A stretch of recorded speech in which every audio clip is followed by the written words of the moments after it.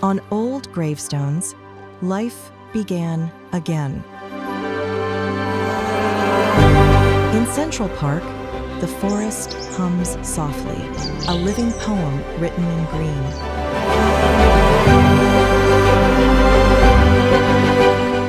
Streets awaken with the sound of work and laughter. The city moves alive, unbroken. Time lingers soft, unhurried as morning light returns to a city that remembers. Bridges of light cross the waves, carrying memories the wind still keeps. The sea grows quiet, and time settles in the light. Where time rests and the light remains.